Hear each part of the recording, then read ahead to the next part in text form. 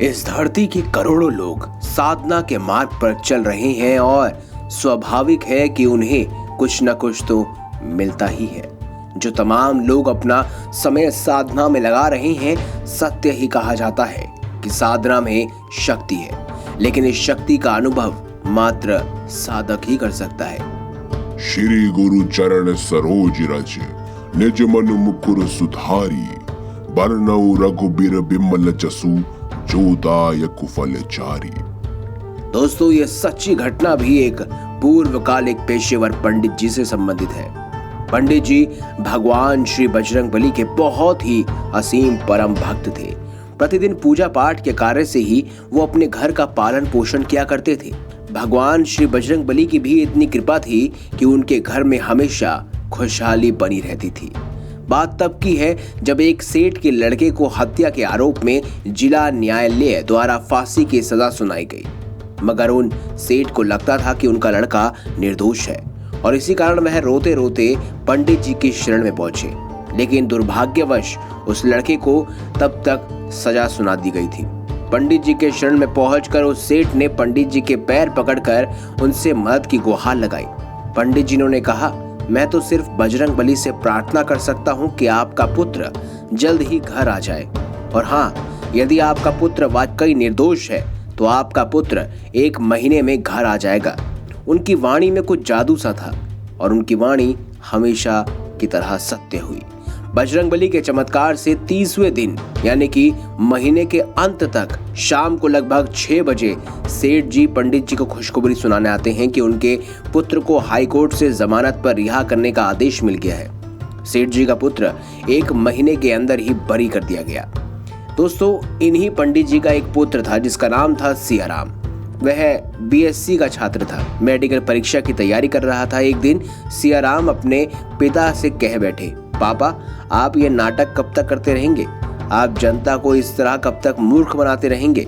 मैं भी एक विज्ञान का छात्र हूँ और मुझे पता है कि ये सिर्फ और सिर्फ धोखा है।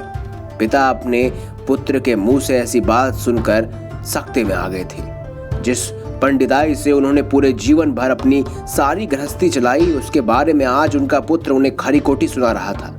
पिता ने हंसकर बात को टाल दिया, मगर उनका पुत्र जिद पर अड़ चुका था। बार बार एक ही बात को बार बार दोहरा रहा था, चमत्कार दिखाइए या फिर पूजा पाठ छोड़ दीजिए। पंडित जी के पुत्र की जिद के आगे वह हार रहे थे। कारण था पुत्र प्रेम। मंगलवार का दिन था। पिता ने पुत्र को एक साधारण सा काम दिया।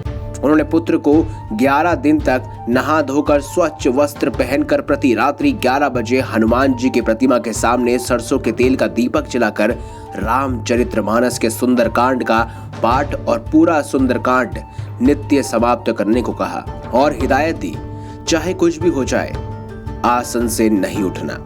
अगले ही दिन सियाराम ने हनुमान जी के सुंदरकांड के पाठ को प्रारंभ कर दिया। पिता ने पुत्र के आसन के चारों ओर अभिमंत्रित जल से रक्षा कवच बना दिया और सुरक्षा के लिए अपनी रुद्राक्ष माला को भी पुत्र के गले में डाल दिया। 5 दिन गुजर गए। पाठ सरसर चलता रहा। 7वां दिन था और रात के करीब 1 बज रहे होंगे कि पिता को पुत्र की चीख सुनाई दी। पंडित जी उठकर भागे और पुत्र के कंधे पर हाथ रखा तो देखा कि पुत्र बहुत सहमा हुआ है। पाठ पूरा करने के बाद सियाराम ने पिता को बताया कि उन्होंने उस कमरे में किसी विशाल बंदर को देखा जो वहां बैठकर रामायण सुन रहा था, जिसे देख उनकी आंखें अपने आप ही बंद हो गई, मगर उनके हाथ जुड़े हुए थे। उनके पुत्र को सिर्फ और सिर्फ यह अभी भी एक भ्रम लग रहा था। पुत्र की इन बातों को सुनकर पंडित जी मुस्कुराने लगे। सियाराम हर रात को सुंदरकांड का पाठ करता है और डर कर चीखता, और उनके पिताजी हर रोज पुत्र की आवाज सुनकर उसकी रक्षा करने आते। 11 दिन के बाद जब सुंदरकांड का पाठ खत्म हो गया, उसके बाद वह अपने पिता के पांव पर गिरकर क्षमा मांगने लगे। वो समझ गए थे कि जिस कमरे में वह सुंदरकांड का पाठ कर रहा था, वहां किसी का भी घुसना असंभव था। फिर एक बंदर हर रोज वहां कैसे आता था और पाठ खत्म होने के बाद अचानक कहां गायब हो जाता था।